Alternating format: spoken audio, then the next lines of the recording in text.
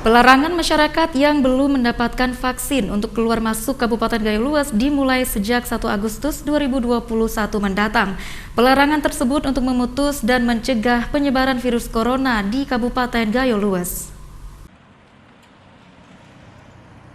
Dalam upaya memutus dan mencegah penyebaran COVID-19 di Kabupaten Gayo Luas, mulai 1 Agustus 2021 mendatang, masyarakat yang belum melakukan vaksin dilarang keluar masuk ke Kabupaten Gayo Luas, terkecuali masyarakat yang sudah menerima vaksin dan dibuktikan dengan sertifikat vaksin.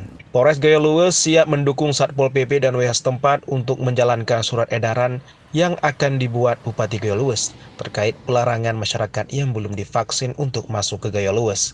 Pelarangan itu berdasarkan keputusan rapat yang digelar pemerintah Kabupaten Gayo Luas bersama Forkopimda setempat. Nantinya di setiap perbatasan yang menghubungkan Gayo Luas ke beberapa kabupaten tetangga seperti Kabupaten Aceh Tenggara, Aceh Barat Daya, Aceh Timur, dan Aceh Tengah akan dijaga ketat oleh personil TNI Polri dan Satpol PP. Sesuai dengan hasil rapat Forkopimda minggu yang lalu hari Senin, untuk Kabupaten Gayo Luas, Bapak Bupati mengambil suatu keputusan akan mengeluarkan surat edaran yang mana untuk keluar dan masuk Kabupaten Gayo Luas mulai tanggal 1 Agustus 2021 harus masyarakat atau tamu yang sudah melaksanakan vaksin.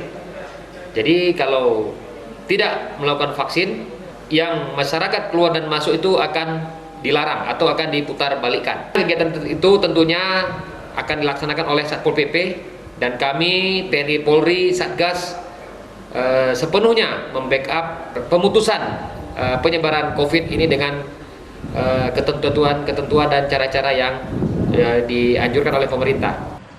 Berdasarkan data dari Dinas Kesehatan Kabupaten Gayo Luas, masyarakat yang sudah divaksin pada dosis pertama baru mencapai 15.000 orang atau sekitar 75% dari target vaksin. Kemudian, untuk vaksin dosis kedua baru berkisar 5.000 orang yang sudah menerima vaksin atau sekitar 21% dari yang ditargetkan.